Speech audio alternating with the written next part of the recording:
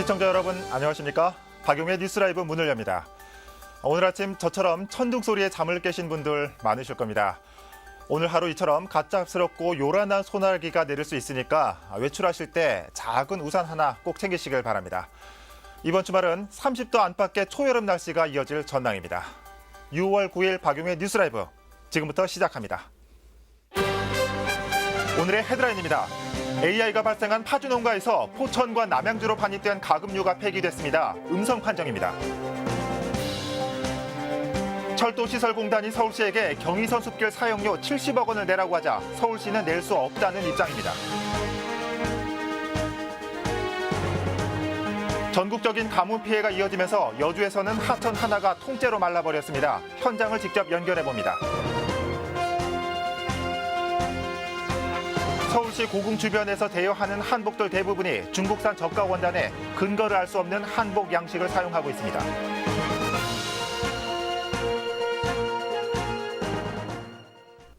파주에 고병원성 조류 독감이 발생하면서 수도권 확산 우려가 커진 가운데 해당 농가로부터 포천과 남양주로 반입됐던 가금류 대부분이 폐기됐습니다.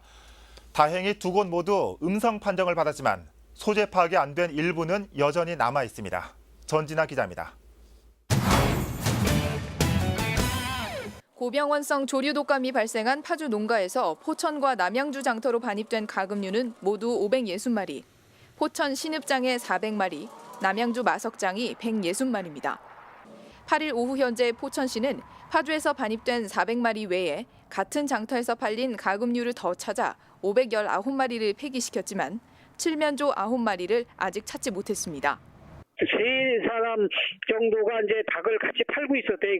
그날 장날 닭들이 같이 옆에 있었으니까 그게 뭐 전염이 됐는지 안 됐는지는 모르지만 일단은 같은 동거축이 있기 때문에 같은 장날에서 구입한 거는 다 찾아낸 거죠.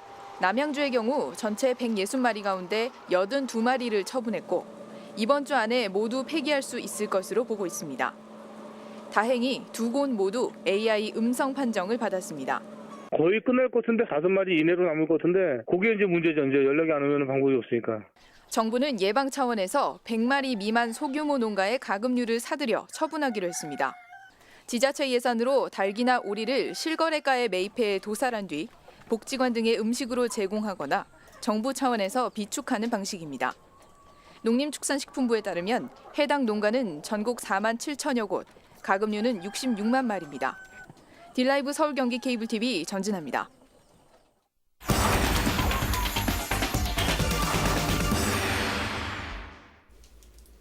경의선이 지하로 들어가면서 마포구 일대 기존에 철로가 있던 지상에는 공원이 조성됐습니다.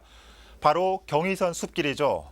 특히 연남동 구간은 서울의 명소가 되기도 했는데 그런데 최근 이곳에 대해 정부가 서울시에게 사용료를 요구하면서 갈등을 빚고 있습니다. 현장에 나가 있는 취재기자 불러보겠습니다. 오신영 기자. 네, 저는 홍대 인근 경의선 숲길에 나와 있습니다.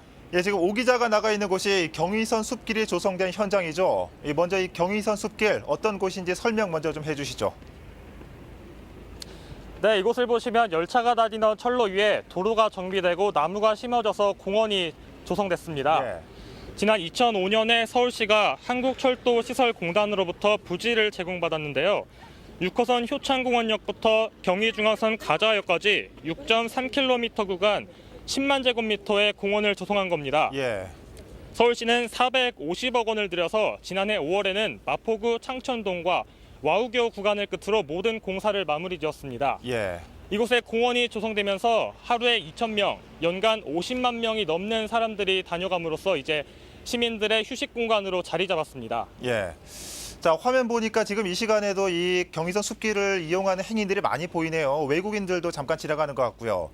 그런데 이곳에 사용료를 내냐 안 내냐를 놓고 이 서울시와 한국철도시설공단이 갈등을 빚고 있다고요? 무슨 말입니까? 네, 한국철도시설공단이 최근 서울시에게 이곳에 사용료를 지불하라고 하면서 갈등이 빚어졌습니다. 예. 연간 70억 원의 사용료를 요구하고 나선 겁니다. 그런데 여기서 주목해야 할 점은 그동안 서울시가 6년간은 무상임대 방식으로 이곳을 사용을 했는데 최근 사용료를 지불하라고 공단 측에서 나선 겁니다. 예. 자, 이 지난 6년간은 무상으로 임대를 해주다가 이 사용료를 지불하라니 좀 이해가 안 가는데 구체적인 공단의 입장은 뭡니까? 네, 공단 측은 이곳 공원 조성과 관련해 업무 협약을 체결할 당시에 예. 2011년 이후로는 계약 기간을 5년으로 정했습니다. 예. 그리고 1년 단위로 계약 기간을 연장하는 방식을 채택했는데요. 그리고 국유 시행법 시행령이 개정됐다는 점을 꼽으면서 무상 임대가 금지됐기 때문에 서울시에게 이곳에 사용료를 지불하라고 나선 겁니다. 네. 서울시도 올해부터 이곳에서 사용료를 지불해야 된다는 것을 작년부터 인지하고 있었다는 입장입니다. 예. 자, 당장 다음 달부터 사용료를 받겠다는 건데 어떻습니까? 서울시는 돈을 낸답니까? 네, 먼저 서울시는 당혹스럽다는 입장입니다. 네. 애초에 MOU 당시에는 이것과 관련해서 전혀 기간에 관한 협의가 없었던 상황이었는데요. 예.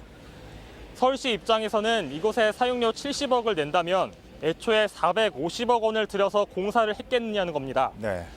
서울시는 예.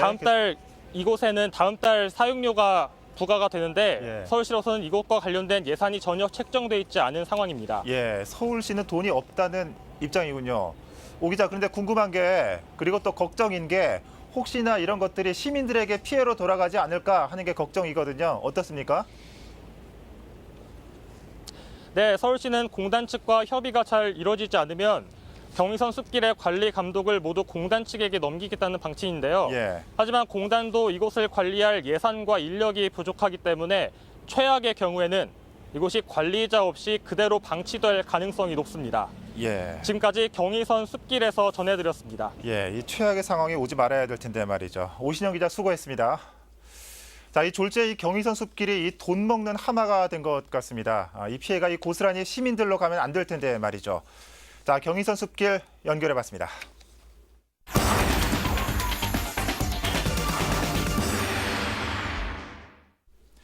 네, 이번에 경기도로 가보겠습니다. 지난 수요일 물이 말라버려 사막화 얘기까지 나오고 있는 경기도 여주의 청미천 소식 전해드렸죠.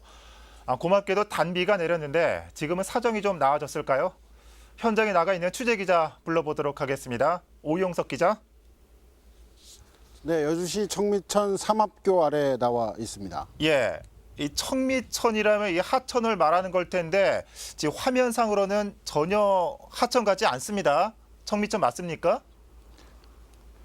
네, 청미천 맞습니다. 오늘 오전에도 잠시 비가 내렸었고요. 말씀하신 것처럼 수요일이었죠. 20mm 안팎의 비가 내렸습니다. 하지만 네.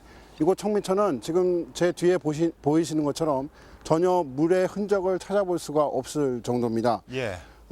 이렇게 이제 덩그러니 남아있는 삼합교 교각들 그리고 이 하천 주변에 피어있는 이 자풀들만이 이곳이 한때 물이 흘렀던 그러니까 이곳 인근의 농지에 농업용수를 보급하는 보급지였음을 알려주고 있습니다. 자, 그리고 지금 제가 서 있는 이곳이 현재 삼합교를 주변으로 한 청미천이 폭이 한 500m 되거든요. 예. 그 가운데 부분에 나와 있습니다.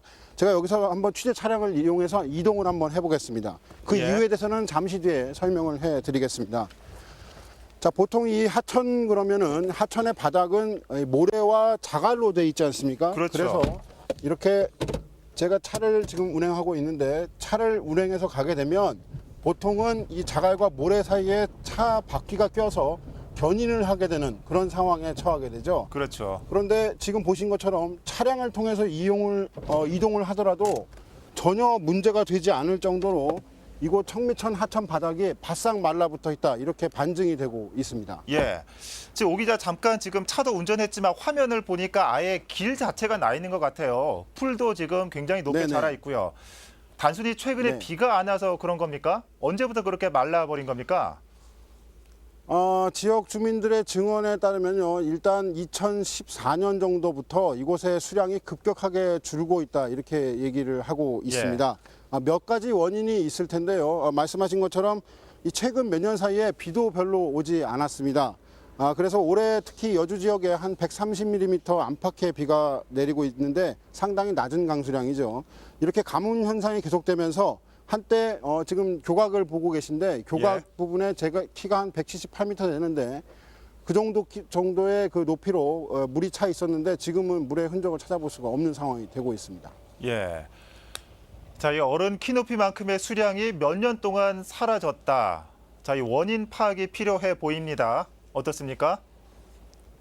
아직까지 이렇다 할 명확한 원인의 파악은 되지 않고 있습니다. 예. 일단 지역 주민들 그리고 시민 환경단체들 어떻게 주장하고 있냐면 이 가뭄 이외에도 이 청미천의 본류라고 할 수 있죠. 이 남한강 유역, 그러니까 이 남한강 유역의 유속이 빨라지면서 다른 원인이 빨라지는 등 이 다른 원인이 있는 것으로 보고 현장 조사에 나서는 등 이 사태 파악을 하고 있습니다. 예. 지금까지 더 이상 말라붙어서 더 이상 하천이라고 부르기에는 좀 민망할 정도로 말라붙어 있는 여주시 청미천에서 전해드렸습니다. 네, 오영석 기자 수고했습니다. 자, 이 단순히 이 하천 하나라고 생각할 수 있지만 이 하천 하나에도 수많은 생태계가 얽혀 있는데 말이죠. 대책 마련이 시급해 보입니다. 자, 경기도 여주시 청미천 현장 연결해 봤습니다.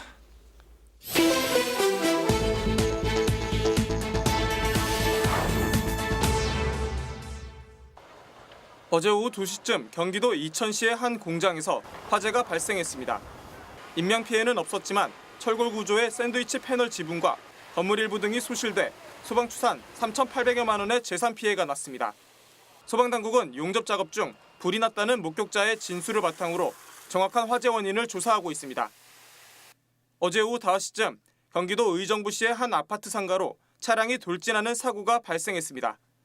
이 사고로 상가 건물에 있던 정모 씨와 현모 씨가 경상을 입고 인근 병원으로 후송됐습니다. 소방당국은 주차 중 차량이 갑자기 전진했다는 운전자 조모 씨의 진술을 토대로 사고 원인을 조사 중입니다. 어제 새벽 0시쯤 양주시 덕정동의 한 아파트에서 화재가 발생했습니다. 불길은 20분 만에 잡혔지만 집안에 있던 62살 이모 씨가 연기를 마셔 인근 병원으로 후송됐습니다. 또 집안 내부에 전자제품과 가지도구들이 소실돼 소방추산 7,500여만 원의 재산 피해가 났습니다.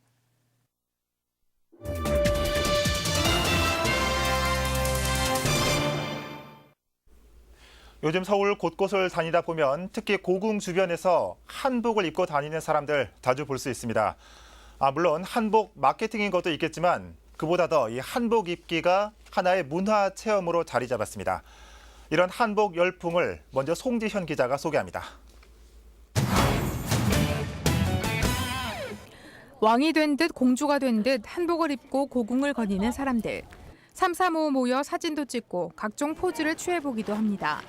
홍콩에서 5번째 한국을 방문했다는 캐머 씨도 한국의 전통 문화를 체험하기 위해 한복 대여 서비스를 이용했습니다. We want to experience the culture of Korea. 이렇게 한복 입고 고궁 거닐기는 서울의 대표적인 관광 상품으로 자리 잡았습니다. 특히 군거리 많은 종로구의 경우 학생들이 한복을 입고 캠페인을 펼치는 등 한복 알리기에 나서고 있습니다. This is hanbok. Hanbok is Korea traditional clothes. Okay. 외국인들은 한복의 아름다움을 눈과 사진으로 담아갑니다. Saw the young people in their hanmu, and it is very, very nice. It looks very beautiful. 몇 년 전만 해도 명절과 결혼식 때만 입었던 전통 의상 한복. 이제는 내 외국인들에게 볼거리는 물론 전통 문화 체험의 기회를 제공하고 있습니다. 딜라이브 서울 경기 케이블 TV 송지혜입니다. 그런데 이렇게 입는 한복들이 엉터리 한복이 많다는 지적이 나오고 있습니다.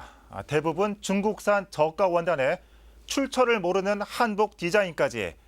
이쯤 되면 한복 문화를 널리 퍼뜨리는 게 아니라 근거 없는 우리 복식 문화를 알리는 꼴이 될 수 있습니다. 계속해서 송지현 기자입니다. 한복이 관광 상품화되며 대여 업체들도 잇따라 생겨나고 있습니다. 하지만 대여 업체에서 빌려주는 한복은 대부분 전통 한복이 아닌 퓨전 한복 형태.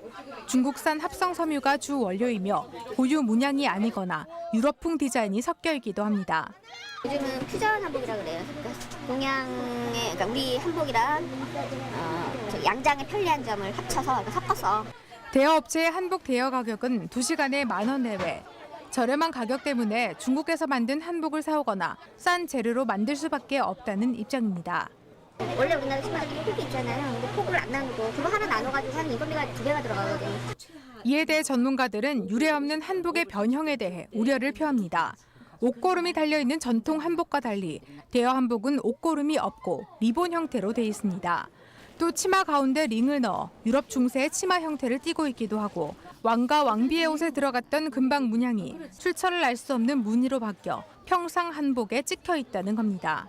타 국가의 사람들에 의해서 소재도 왜곡되고 아주 싸구려 직물로 왜곡되고 또 스타일도 아주 그냥 그 사람들에 의해서 주도돼서 그것이 한국에 수입이 돼서 이렇게 대여만 한다고 하는 그런.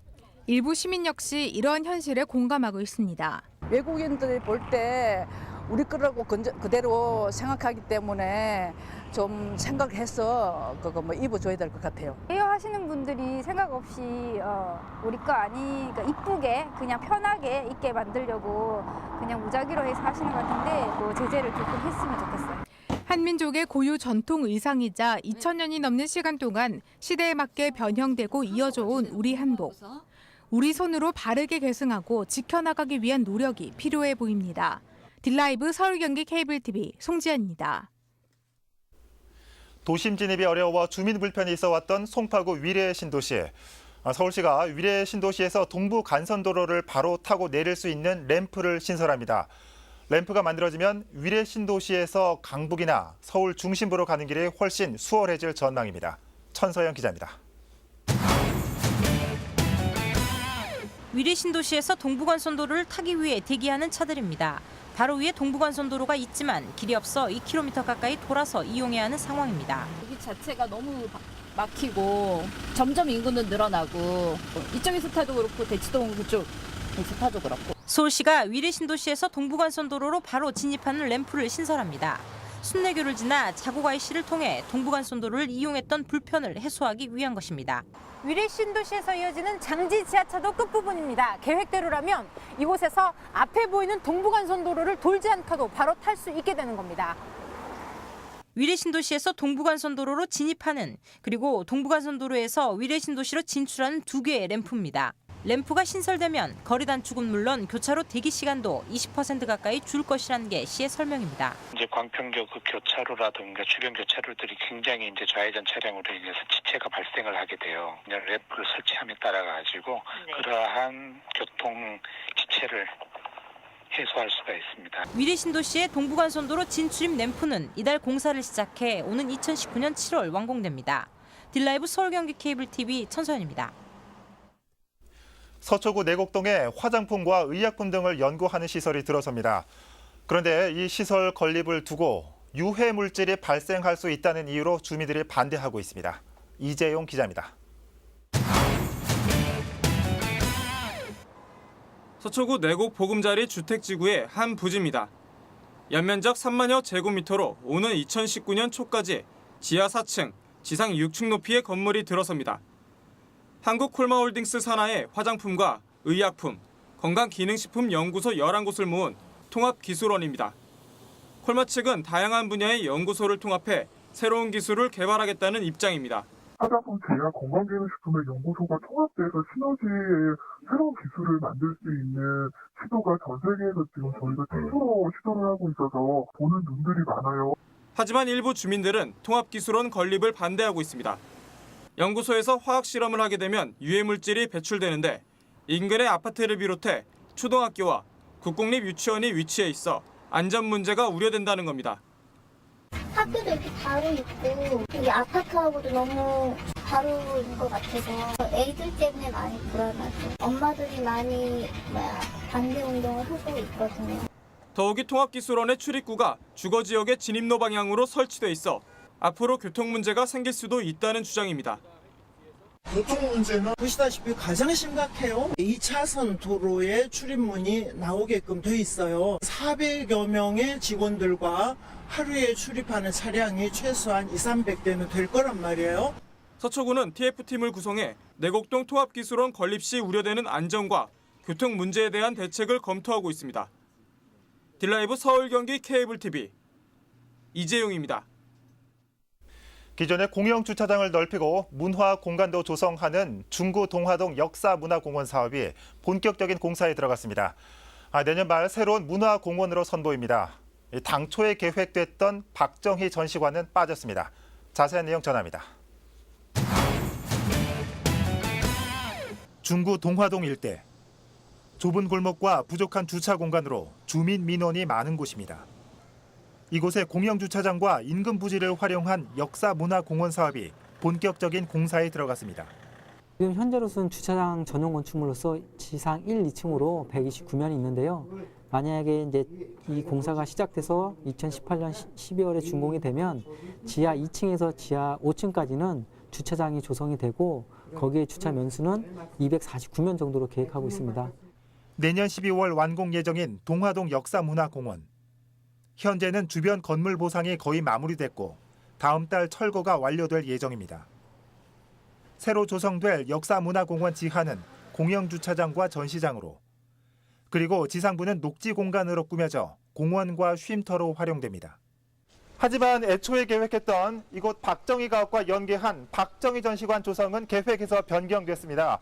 사회적 상황을 고려했을 때 대신 이곳 신당동의 역사를 담은 전시관이 추진되고 있습니다.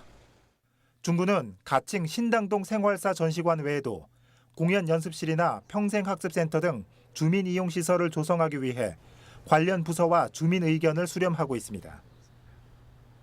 한편 중구는 지난해 1동 1명소화 사업의 일환으로 동화동 역사문화공원을 추진하면서 박정희 가옥과 연계한 전시관을 조성한다고 밝혀 논란이 된 바 있습니다.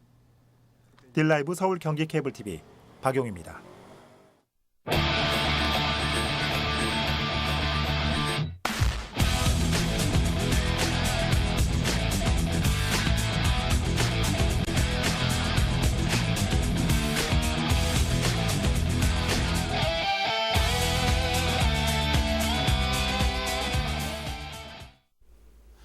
애꿎은 고래 싸움에 새우등이 터지게 생겼습니다.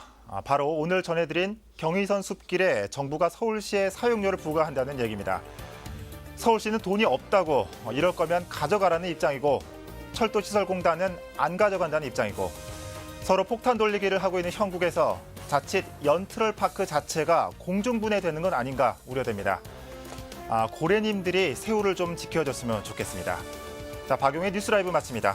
시청해주셔서 고맙습니다.